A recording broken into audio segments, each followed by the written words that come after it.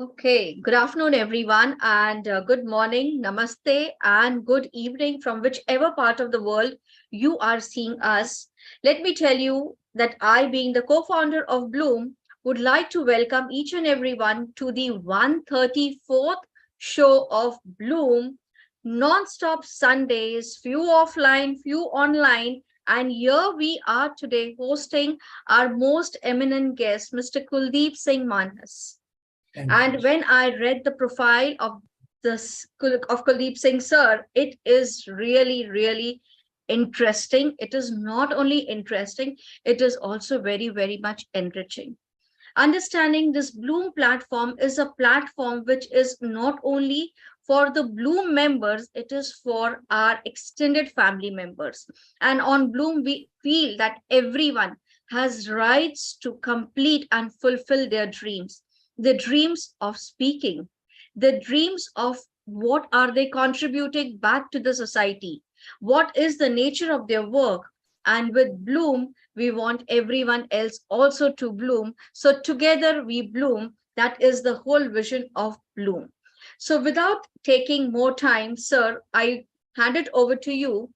Could you tell us in short how has been your journey right from your point of starting your career till date? Uh, First of all, thank you so much to Bloom and the whole team at Bloom. And good afternoon, good morning, namaste to all the viewers who have taken their time on Sunday to be here with all of us. Okay, so let me very briefly highlight you. So I graduated somewhere in 1996, and by that time we didn't had much of information with regards to what are the different career opportunities we have. So it was mostly either the family or the friends who will guide us to take up this career or opt for this. And sales was something which none of my family members, because I come from a defense background, so my father didn't had much of information with regards to the private sector and what opportunities are there. uh, if I have to give you my first exposure with sales, so I think I was in the second year of my graduation in Pune, when I just happened to get a small opportunity to work for a summer project for maybe a 10-15 days. And this was primarily a sales kind of a small role. And I was not sure whether I'll be able to do it. So we happen to have this kind of discount cards. So you make them a member at 75 rupees or 100 rupees, and they will get certain discounts in the hotels. So I'm talking about 93, 94, when nothing of this sort was prevalent. And I was not sure, but then I said, okay, let me try it out. So we went to the societies, and it was like more of a door-to-door kind of a selling. We go visit the societies and try to sell this card. And I will say, luckily for me, I was able to sell around 3 to 4 cards in a day. And this person who was from the company who has recruited us for this kind of an activity, he was very surprised, like, what is it that has made you sell 3 to 4 cards? Because even some of them who were there in the team, they could not sell these many cards. And I was also not sure what I could have done right. So that is where I got a little bit of a taste of sales. Okay, this is what sales is about. And post my graduation, when I was looking for a career opportunity, so I happened to have one of my neighbor who was into the pharmaceutical sales. So he said, why don't you try into the pharmaceutical sales? And medical representative was that time one of the career options which most of the graduates would go and opt for. So my journey started with the company called as Sun Pharmaceuticals, which by then was not that huge. Today it's India's #1 company. That time it was but I happened to get a lot of exposure, working with Sun Pharma. And I had a stint of 3-6 months with Sun Pharma when I got selected for MBA. So I have to drop down. I have to make a choice whether I should go and pursue my MBA or continue with my job. But then I opted for my MBA. And post MBA, once I finished my MBA in marketing, I again got an opportunity in sales with Cipla. So Cipla also happens to be one of the biggest pharmaceuticals today. And I started my career. And then finally, I went into Ranbaxy again as a sales executive based out of Pune. So the initial three companies were all like 1, 2, 3 biggest companies. And what happened was that I got a lot of exposure. Like I could understand the nitty-gritties of the sales. I have got some of the best bosses in the industry, some of the best training programs. Those were there with these companies. And later I grew up in Ranbaxy from a medical rep to a area manager to a hospital business manager, then to a brand manager. So I was there with them for 7 years. And finally, I got exposure to go international sales and marketing. So I went to Indonesia with a company called as Mega Life Sciences. And I happened to spend around 2 years with them. Came back to India, started my own company called as CureMed Life Sciences in Indore, again, sales and marketing. And finally went to Nigeria and had some experience of sales and marketing in Nigeria. So my whole career of 24 years, it has been into the ground sales. That means being a sales representative or a front-end sales. I happen to be a supervisory role or a managerial role, managing a team of almost like 7 to max of 50 people. And I have seen sales management from different aspects of sales. So that has been my journey, and it still continues because right now I am a sales trainer, coach, and a consultant. And I still get opportunity to conduct a lot of training programs. And I also get a lot of opportunity to, interact with the salespeople on a day-to-day basis. So I think when I see the entire profile or the entire portfolio, starting from the niche of sales and understanding the nitty-gritty of sales and going to the managerial level, understanding the loopholes of sales, I think you have covered a lot in sales. So my first question of opening is, of course, whenever you have to sell, the thing which is said, the proof of the pudding is in eating. Yeah. So unless you do not know how great is your product or how great is your service, Yeah. and sales is often confused with marketing, branding. So how do you differentiate the marketing aspect as well as the branding aspect of sales? Okay, I think it's a wonderful question. Thank you.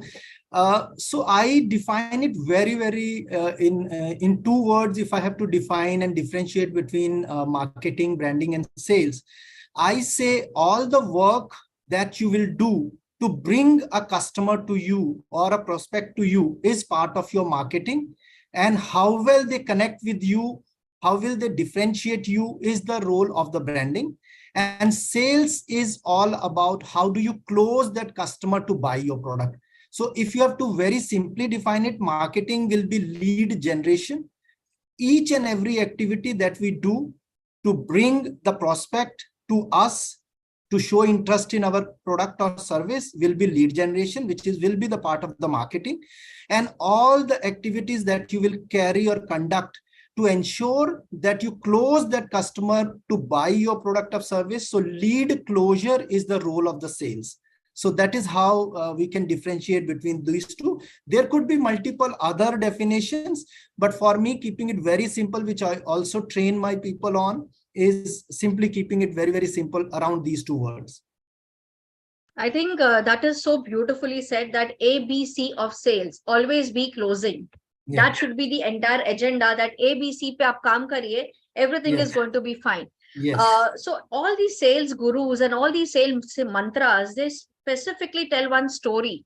And Yeah. this story, I think I've been hearing right from my college days, of the monk, the third monk who was able to sell lot of combs to the person who was bald, right? Yeah. How do you think that this story is inspiring today also with the sales team? Because this story has been going on years and years, and all the sales guru, whenever they start with this story. They start with this inspiring कि जिसके sir में बाल नहीं था उसको तक कंघी बेच दिया है. So that is what a sales team should be. So what do you feel that primarily, what are the features which the sales people or the sales team should have? Thank you.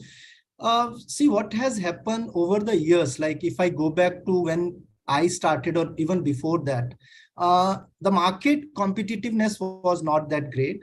Secondly, the awareness or the knowledge sources for the customer were very limited. Like, they will have some information. The source of information will primarily either be the salesperson or the marketing, whatever was going on. Right now the scenario has changed with regards to the kind of information which the customer already has before even you reach them. Like they say 50% of the decision is already being made even before the salesman open his mouth, because they have gone to the net, they have checked you, they have checked your competitors, they have done a lot of research around. And now the role of the salesperson is more or less in terms of how to ensure that, validation that the customer is making the right choice. So the role of the salesperson today also is to help customer validate his or her decision. He or she is looking at you that, am I making the right decision? Am I spending the money on the right product? And you being a salesperson, you have to answer that question, and you have to make your customer believe that, yes, ma'am, you are making the right decision by selecting our product.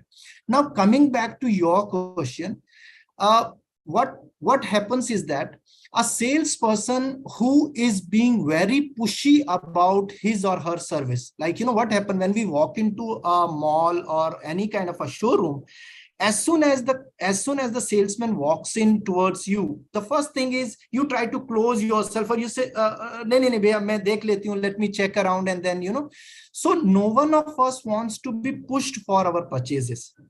What we want is that, let me look for, you only show me the options, and I want to be the one who will make the decision to buy or not.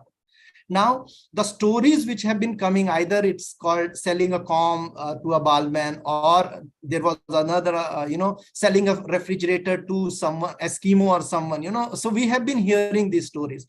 Now, again, what is the most important aspect is the creativity of the salesperson.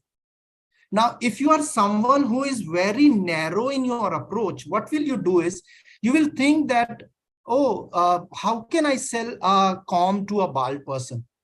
But if there is a salesperson who has got this nag of or finding this creativity, what he or she will do is, what are the other uses which can arise because of this? So you are not selling a comb to a bald person to comb their hairs, but maybe there is an itching and they need something to itch. Now, finding that thing, or when we were giving an example of refrigerator to an Eskimo, the thing is that you are not selling them to keep, to refrigerate or to make your product cold or something. You are telling them, when the temperatures are sub-zero, this fridge will at least allow, to keep your things not getting iced up or something like that. So where all these things comes up is, in the perspective of the salesperson, is creativity. Now, are you someone who are too narrow, or are you someone who looks broader? Are you someone who looks from the perspective of what the customer wants? If you are only looking at, this is my product, I want to sell this right now, those salespeople are facing serious issues. But people who are trying to understand what the customer requires, they are trying to find out how best my product can satisfy their need, desire, pain, or a problem. They are the ones who are going into, that is why we are hearing these terms called as consultative selling, insight selling, wherein you are not just there to sell, but you are there to be a partner with the with the buyer, to making a right decision for what they require. So that is how the whole things have started, more or less, they are changing, and the salesperson need to adapt to these changes what are happening across. I think you have very rightly pointed out that the salespeople should understand what is my buyer looking out for. Yeah. What is the pain point which I am going to solve by giving my product or giving my service? That is what sales is basically. But sometimes the sales guy and the sales girls are so pushy that they will not understand that ये मेरे customer को suit होगा ही नहीं. but this will add an incentive to me. This will add an incentive to my bonus. Let me sell that. And then finally, what happens is the sale doesn't happen. Somebody else takes the sale and go. So Yeah. here, how do you navigate the salesmen to take charge of actually selling the right kind of service or the right kind of product? How should they navigate understanding key the need of my buyer? How should they navigate the process, the thought process? Ki aapko jo chahiye is only your incentive. Maybe that could be only one time. But Yeah. long term, this is not going to help any of my customer to even sustain. So during these time, what do you think that the salesperson should change in them? Okay. Yeah. So this is typically, I will also again say one or two things on this. One is a mindset. So if the mindset is only about how you mentioned about just doing single sale or one short sale and then moving away, okay, that approach, if it is if that kind of an approach is there, then it is not going to help you succeed, or maybe you will always have always have an issue with the target hanging on you, because you will only sell once and this customer will never come to you.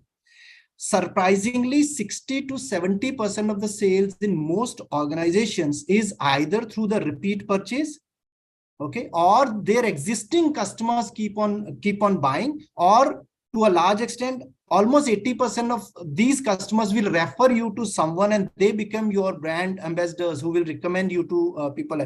So that is how you will get a consistent flow of sales. Okay, you don't have to struggle for sales like that. You may have to struggle for sales for 30-40% of your sales, that is through the new customers, but 60-70% of your sales will come like this. Now, how do we approach this? Now, one is the training. The sales organizations, they should focus on training and imparting those tools and techniques. How do you understand your customer requirement? How do you evaluate your customer requirement? So all these are certain aspects which they have to be very, very, they should understand this. Now, the second is there has to be a clear-cut process. So all the bigger organization or all the established sales organizations always work on something called as a complete sales process. So as you were mentioning, if I am pushy towards the customer, that means I have not done my homework. So if you see, we talk about a sales funnel or we talk about a sales process, there is suspecting, there is prospecting. So if I have done my work around suspecting and prospecting and I have qualified my customer, whether this customer is the right customer for matching, we use a term called as IPC, ICP, ideal customer profile. Now, if I do this kind of a homework, then I will not be pushy because I have already done a bit of a homework. Now, if you see a lot of calls come for credit cards, now I know inside sales, it is a number game. So they are given a target of 150 calls, and for them, they don't have time, energy to actually go and do a lot of research work. They are given the names by the system generated and they just do calling, and ultimately you block them.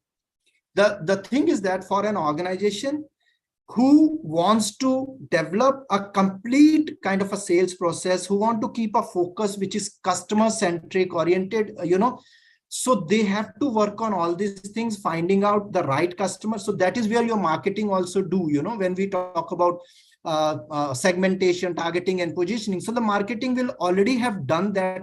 Based on that, your brand communication or your branding will happen or your positioning will happen. So by the time the customer gets filtered, and now you get a customer. So maybe you have 20, out of that you have to see who is the right fit for my product. So maybe 2 or 3 will be the right fit for you. So if we follow a process, there will be a minimal chances of being pushy. Second is, if we impart proper training, so there is a tools and techniques, like, even when you engage your customer, if your first question is, if you are directly asking, sir, please tell me, are you going to buy this? Or, sir, I have this product. Then the customer will feel that you are pushy. But there are tools and techniques which tells you to approach it in certain way. Your questioning should be in certain fashion that the customer don't feel that you are pushy. And in fact, he feels good to interact with you. So I believe these are some of the things the sales people as well as the organizations and the sales management should try to work on to ensure that we don't sound pushy as far as our sales is concerned. No worries that people like me, they keep their DND always on. Ki jahan ek sales call hai, straight DND, block, spam. Yeah, So, sir, understanding the conviction tarika, the conviction methodology, and I still believe that, as you said very rightly, first of all, it is very important that you continuously educate yourself through trainings. yeah, Secondly, in case if you are continuously educating yourself through trainings, also I feel that it is very important to have a mentor-mentee relationship, yeah, because after some time we understand कि मुझे mentor की जरूरत नहीं है, but actually mentor is always required. yeah, However, your experience will it will increase, this so will be the experience of the mentor also increasing. So I think mentor mentee relationship is very very important. yeah. How can we actually develop this relationship even in the sales culture? Because very now which I'm seeing, the generation today is not very keen in learning. They understand that हमको तो सब आता ही है भाई, Yeah. अभी इतने अच्छे institute से we have done MBAs, so we know all and we do not require mentors. So what is your take on the mentor mentee relationship? Okay. So first of all, if I have to give credit of my success in sales, I will always go back to my first bosses. They make a lot of impression, or they are the ones who actually shape your career. So if you happen to be very lucky to get a good boss in the beginning, who is not just a boss but a very good mentor or a coach, he will impart certain skills or you will observe them. So I personally believe, yes, getting a very good mentor is something which can shape your career. Either it is sales or whatever, different job aspects are there, but it is required. Now, one more thing is that when we say the disconnect in the current generation or the people who are passing out, it could also be in terms of like one could be the clear expectation what they come out with. So as a boss, if you are a bossy boss who is just there to tell them that this is right, this is wrong, then this generation in terms of knowledge, in terms of maybe the different tools and skills, they would have already gone through 1,000 YouTube videos and they would have seen what is working or not. I personally believe they will only follow you if they see that you are adding a value. So people often ask me, what is the definition of a good boss? Why will people always, or why some bosses are good and why some other bosses are not good? I personally feel that as a boss, if you add value, they will stay with you. They will listen to you because they will see that my boss is adding value. See, end of the day, all of us want to grow, and the growth will come when there is someone who is adding value in either skill, knowledge, mindset. Somewhere they are adding value to you. So if you add value, that's one. Now coming to your question about this generation, see, this generation wants you to tell them practical ways of doing. They don't want lectures. They don't want you to give them long kind of do this, do that. Show them the practical ways. And the second thing is engage them, involve them. The problem comes when you say, acha isko aise kar do. But if you sit with them, or if you say, okay, we are going to design a sales program and this is how I want, can we do this? When you say, can we do this? Let him or her be part of it. They will make mistakes. Let them make mistakes. Let them fail.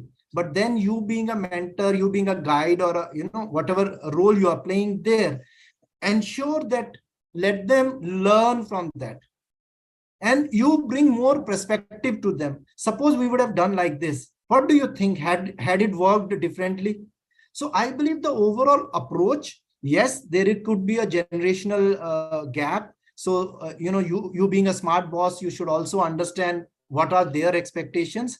But again, value add and making them part of the decision or making them part of whatever you're doing.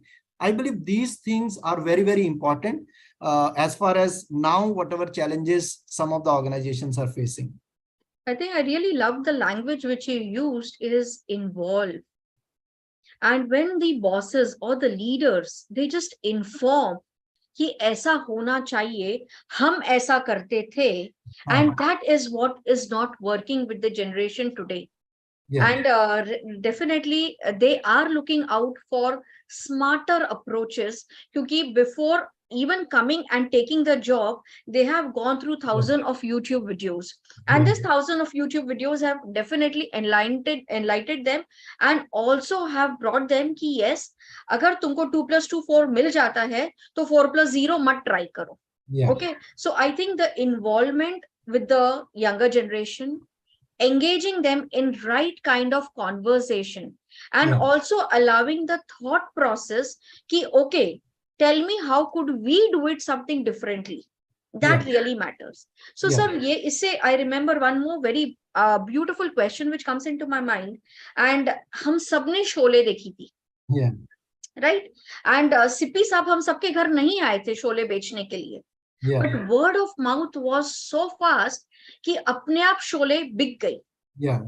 and there was no one who was doing this sales crafting for Sholay Hmm. with that word of mouth. And today also this traditional way of word of mouth goes very easily. Yeah, Like किसी ने अगर Netflix पे कोई series देखा है, उन्होंने कहा कि नहीं, just go and watch that, and we all blindly just go. So yeah. how do you see that, can sales still be selling at this word of mouth process? Okay. So again it will depend on multiple factors. Uh, See, word of mouth to a large extent will be tagged with the quality of the product or service, either good or bad. So you will do both. Bad, the chances are more. They say if you don't like something, you will go and tell 10 people. If you like something, you may go and tell only one person that I liked it. So to a large extent, the mouth publicity will will depend upon how good the experience of your product, like how you gave an example of Sholay. Why? Because those people who came and who watched it and came back and said, wow, this is excellent, the feedback in today's context, that word of mouth could be your social post, or you go and post it and you say that, okay, I watched this movie and this is such.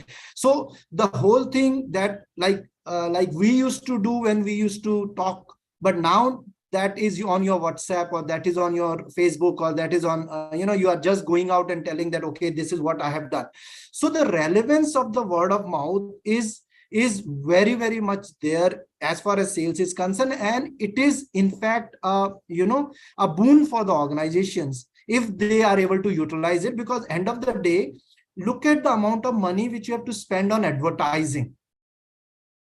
If you have done something, you have worked on your product and the product has been appreciated and the services have been liked by, now anyone and everyone who is going out and talking about your product, you have achieved your goal. Because by advertising, by spending so much of money, you may have reached a select audience. But if people start, and it is believed that 86 to 87% of the decisions are made better if you will recommend it to me. So then I don't have an afterthought, because you have told me that, Kuldeep, I tried this and this is good. I say, okay, so Dr. Neeta has tried it and she's recommending me. So look at the job. Now, the first is the sales cycle itself has gone down. So the first, I would have checked them, I would have spoken to them, I would have tried them, I would have tried competitor, and then finally made my decision. Now you recommended me and I have gone there. So their sales cycle. Secondly, I will also become their ambassador. I will also go and speak about it to maybe 10 of my friends. They will go further and talk about it. So yes, there is a huge significance of word of mouth, but then creating it is difficult. The whole, you have to put a lot of efforts into creating that people should talk about your product. And on the negative side, if something goes wrong and if you don't deliver the promise which you are making with your brand, then also you will have a bigger issue, because it will backfire also. So you have to be very, very, in terms of selective, and you have to be very choosy, and you have to ensure that all the components are addressed properly. But utilizing this power uh, for your brand and as a tool of sales is so good if you can actually work around this. So I think it also goes with everything comes with pros and cons, and Yeah. the pros is also there as well as cons is also there. But the problem is with always with the sales, the TNC is so small कि TNC तक तो नजर जाती ही नहीं है. And जब वो process हो गया है, then you understand, oh, it has already been sold and we didn't go through this TNC. So Yeah. I think, how does a salesperson bring in the ethics and integrity towards selling? Okay. Because of course, see, ultimately when you want to retain your customer, and when you want a review also about you, secondly you want this customer to come back to you, also give you 2 3 more references, so definitely your ethics and your integrity plays a very very important role. So as a salesperson, would you also talk about integrity and ethical practice to the audience who is your audience, where you are selling something to them? Okay. So if you see the whole sales process, if it is why a customer will buy from you. So it normally starts with the customer buys you as a person. So first, he or she has to buy you based on your interaction with the customer. So they will make out, most of the people are having this inherent quality that they can make out whether you are genuine or you're fake. So right now, if you see why you don't buy from some and why you buy from some is because you have developed something called as a connectivity. Okay. So I have this, like whenever I do my sessions on sales, I have my first session which talks a lot about rapport building. And rapport will have three, so one is a rapport or a connection, then we have trust, and then we have credibility. Because a customer will not buy from you until and unless he or she develops a connection with you, until and unless he trusts you with your product or with your service and you as a person. And third, they don't have that kind of a credibility on your product or service. So this becomes a very, very important, aspect as far as selling is concerned. And it is not just the responsibility of the salesperson, but it is the responsibility of the organization as a whole to ensure that whatever activities or whatever image they are building for themselves, it should communicate trust. It should communicate credibility. That is when more and more customers will feel that, yes, you are a genuine organization. You are not faking it out. You are not someone who is there to cheat them. And the most critical components, which again will come here, is your communication. So if you are someone who has something below the carpet, like, you don't want to reveal it upfront because you are afraid that if I reveal something, my sales will go down or I will not get this sales. But please understand, the whole sales process is so long that it will get caught somewhere and the customer will feel cheated. And this will be either your last transaction, you will not have any other transaction, and this customer will go and talk to 10 other people about that, you have done something wrong about it. So I personally believe that there has to be ethics in selling, even though, yes, if you don't follow ethics, you might have short-term gains, but you will not be able to build it up. We might feel that the world is big, but when it comes to transactions, a single customer can go onto your website, post a review which is so bad, and people make observations. Today, when we are making choices, we go and see the reviews, what people are talking about this. So you have to be very, very, you have to be very, very clear in terms of what you are communicating. Are you communicating trust? Are you communicating credibility? Are you building a connection, or you are just into something which is a one-time relationship, and then, okay, bye bye, I don't know who you are. So that is where all your ethics will come, not just for the salesperson, for your organization, and even for your brand. I think every salesperson by himself or herself is a brand. Yeah. because we do not see the owners, but jiska chehra nazar aata hai, that itself has become a brand for us. So Yes. when we talk about values, when we talk about ethics, when we talk about integrity, I'm sure that there would be some more techniques which a salesperson should adapt to master the sales. So what could be those skills, or what could be those techniques which the salesperson should master, including grooming? Because you cannot just come upfront and just can't sell. You need to have understanding about your own self, understanding the physical and the social grooming, and then definitely the sales happen. So what can be those certain areas which you think that is important for the salesperson to be technically being master in sales? Okay. So I believe, there is a lot of role about empathy here. So if you try to establish a genuine connect with your customer, and genuine connect with only come when you don't see him or her as a source of 1,000 rupees or a 2,000 rupees. You see him or her as another individual, and you try to connect not just at a superficial level, but you try to connect more deeper with that person. Now again, some of the people might think that these are too bigger terms, but then if a salesperson really need to have a career in sales and want to be someone who should appear as a genuine person, then connecting with your customer becomes very important. Now, can connection be taught?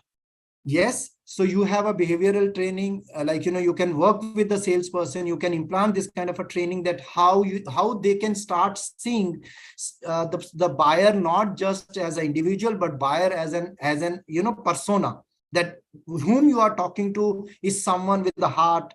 They have their emotions, they have their feeling. So it's not just that you go there and you try to sell it out, but try to connect with them.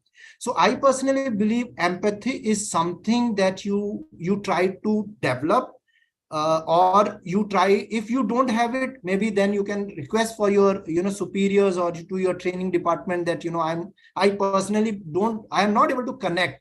My relations with my customers are very superficial, and now I'm not getting the kind of results that I think that I should be able to get. So one of the aspect is how good are you with the outside customers, and secondly, even with your own team. Because if, see, everyone needs each other. So as a sales, if you are a very well knit team, and you try to learn from each other, you don't see everyone just as a competitor, but you also see someone that how can they add a value add to me. So I think practicing empathy is one thing. And then again, more or less, if you are too much a sales driven person who is only motivated by the numbers and motivated by the incentives which you will get, so somewhere you also need to understand that the numbers, the growth, the incentive is an outcome of whatever you will do. So developing that sort of a patience, giving time, the relations will need time. So you also need to practice about having that kind of a patience with your customers, that it will take time. Not all transactions will happen in 30 days, 40 days. There will be some transactions which will take their own time. So all these things can be practiced by the salespeople, and that is how they can, gradually try to groom themselves in establishing their more kind of an individual or a personal connect with the buyers. I think that reminds me when, of course, I do a lot of behavioral training, but when I do a behavioral training with the salespeople, that is where I talk that you need to first connect, Yes. and the connection is different with different kind of people. Yes. But you need to always understand key everywhere. People tell that whenever you want to enter into somebody's heart, the connection is always through his stomach, or it's Yes. through her stomach.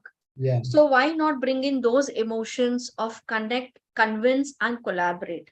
Yes. And when you connect, not to understand yourself, but to understand the other person, and Yes. talk about, as you also brought in very beautiful word, empathy.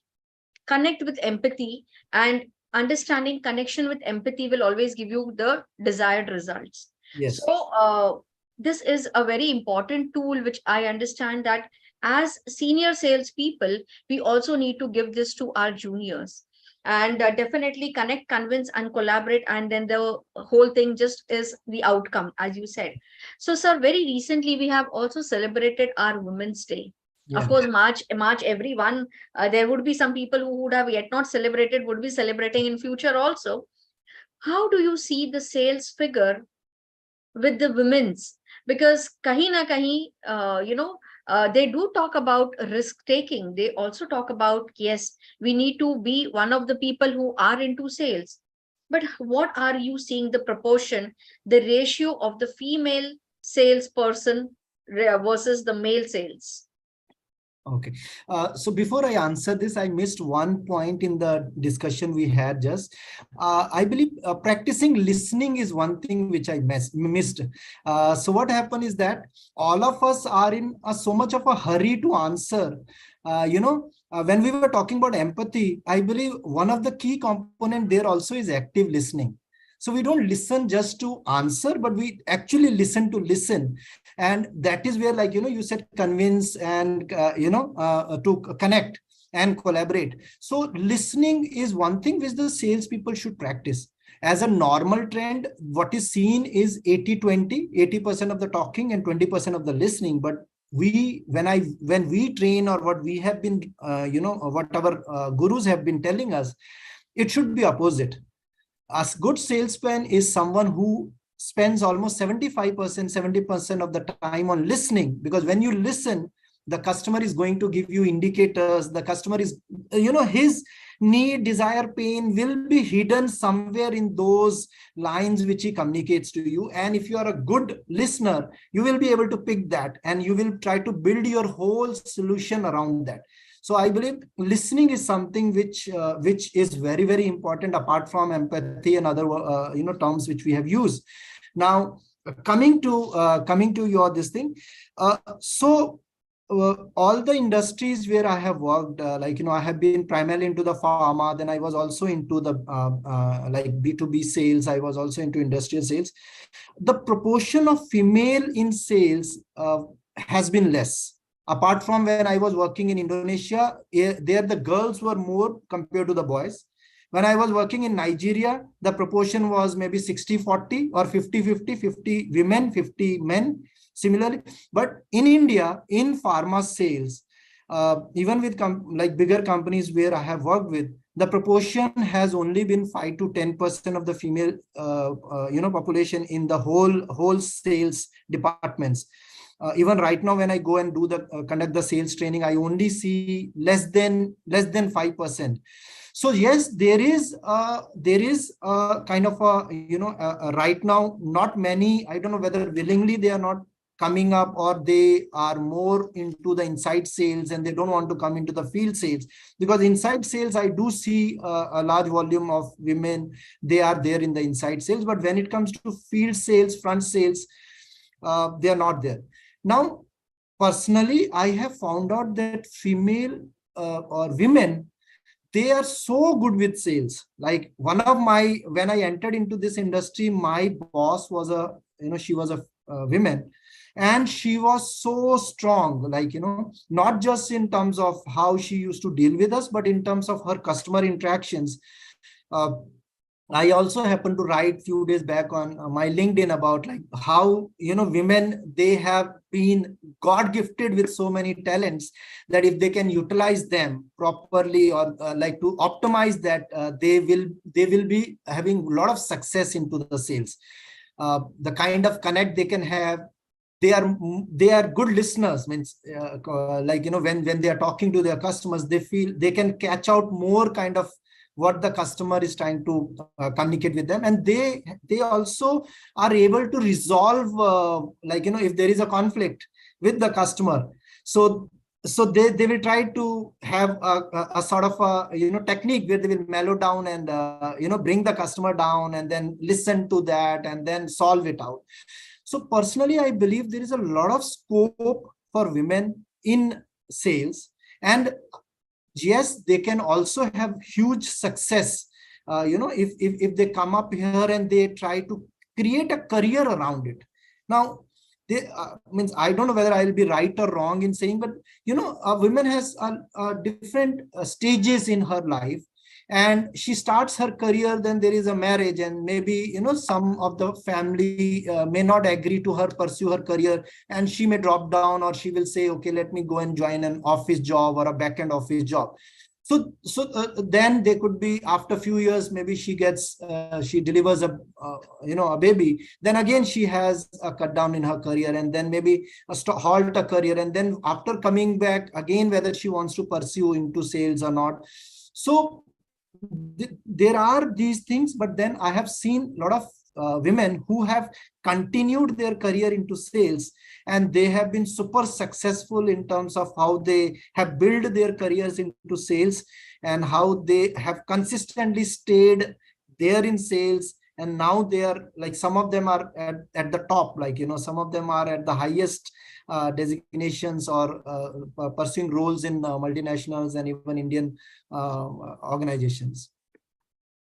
I think the name which our Indian goddesses are there, Maya hai, Durga hai, Shakti hai, Yeah. Lakshmi hai, that all the qualities are seen in the female sales. Also, definitely, yes, we are not seeing them in the field sales. They are there in the back office sales. They are there inside selling, but they really have good areas where they can convince.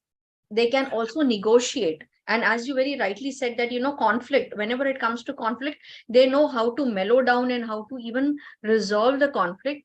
Definitely. But I think here is where the eye opening is there for us as people who are already established, that now it is time to funnel down and bring the authenticity of the actual sales. Maybe here is where the colleges, the organizations should talk more about building different kinds of careers.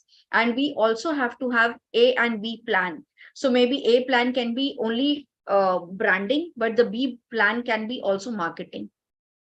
And what I would feel is, if everyone comes and brings new areas, new genres to the colleges as the curriculum and upgrade the students there, definitely we could see more girls in the field as well. So, Yeah. sir, chalte, very important that we are already on 115 and it's 117. Okay. And being Sunday, we were non-stop going on with questions. Only I want you to tell us two takeaways for our youth and two takeaways for the beautiful females who would also think and would think to take that one step ahead and come back in the field. Okay. So personally, I will say that, sales as a career is the most rewarding career.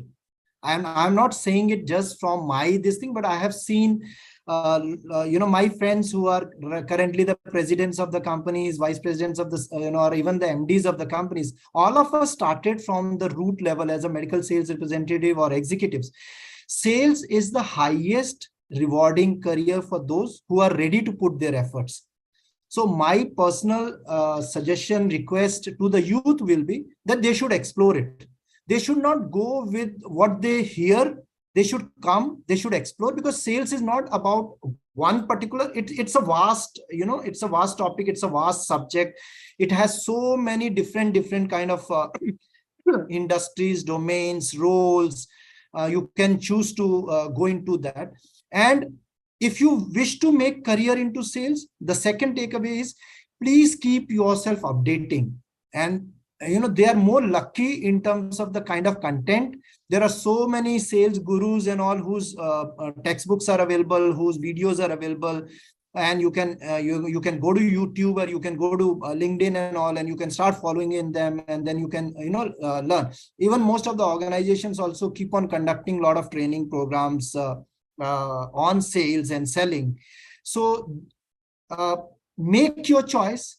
Sales is a rewarding career, and try to keep on updating yourself. That's for the youth. And for the women, I personally believe that they should not feel that this is something if I join it and there is a lot of hard work, and there is, but they should also think it from the perspective that, again, in terms of if they want to build their career, because in most cases what will happen is that wherever you go and join, you see the kind of time it will take for you, or maybe the kind of how financial growth and that will happen for you. Sales will demand hard work, but it will repay back to you, and you can create. Now another beautiful thing about sales is sales does not just impact your job, it also impacts your life. How? You become someone who is so open, you start interacting with strangers, like a person like me who was very introvert, but then gradually the sales is something. Now I don't feel like, I'm so open to go and interact with anyone. I have explored 2 different countries, continent, just because of sales, because sales is again is one of the areas which recruits the maximum expats.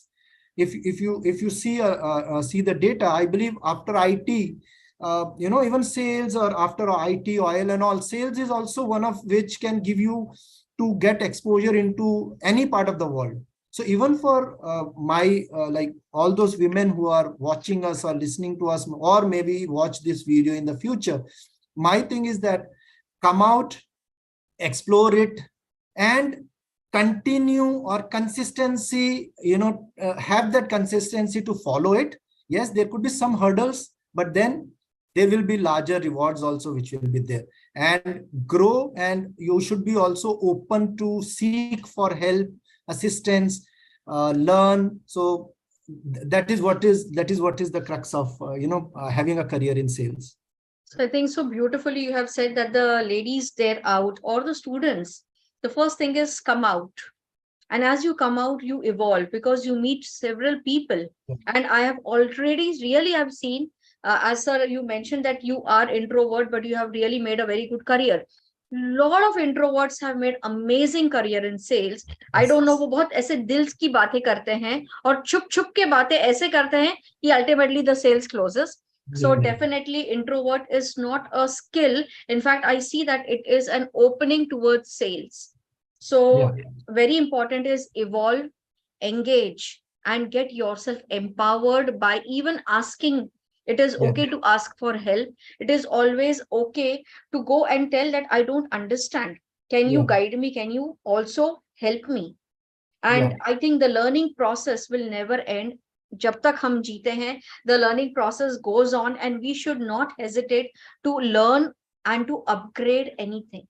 So Kuldeep Singh sir, I would also request you to, if possible, can you just type in your LinkedIn profile or your email, because maybe there would be some people who would like to get in touch with you, maybe for mentoring or maybe for any kind of your services. And feel free to please message, and whatever is your take on this.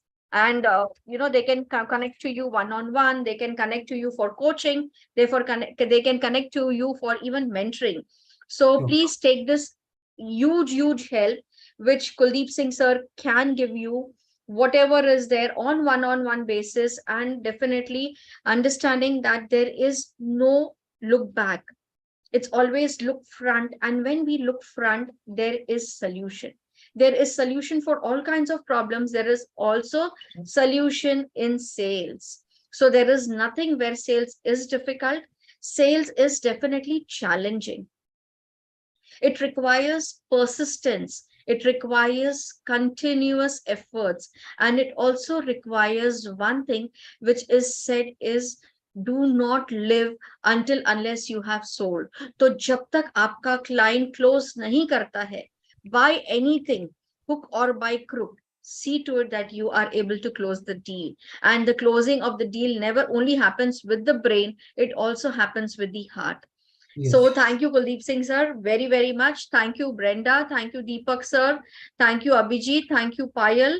And all the other viewers who are there on the YouTube and who have watched this live. There would be some who would get in touch with you. Thank you, everyone. Thank you so much. Thank you. So, thank you so much, Bloom team, and thank you, Dr. Neeta. It was such a fantastic experience talking to you. And thank you to the whole team again. And thank you to the viewers. I have shared my email ID and I have also shared my LinkedIn profile. And whatever little help I can, or assistance I can provide with your questions. Now, I just want to put a small disclaimer. This whole world of sales is like, you will have a lot of trainers, authors, speakers. They have their own perspectives on this.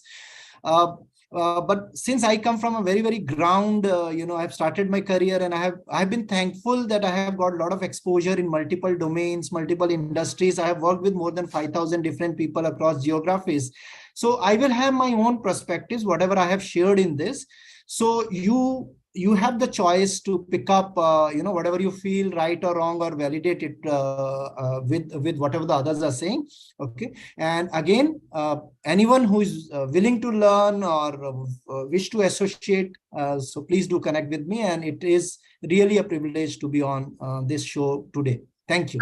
Thank you, sir. And looking forward for more collaborations with you. Sure. Maybe we can have some sales guru or some sales sort sessions for our viewers, maybe particularly designed only for or customized for those kind of viewers. We would definitely love to do that with you. Thank you, everyone. And thank you for all your time on this Sunday afternoon. And good wishes for everyone. Looking forward for the next Sunday, 135th episode of Bloom with the Bloom team. Thank you. Thank you. Thank you so much. So I'll just stop the recording and then yeah. Thank you so much. Thank you. Thank you. Thank you, sir. Thank My you. pleasure. My pleasure. We can leave the meeting. Yeah. Okay.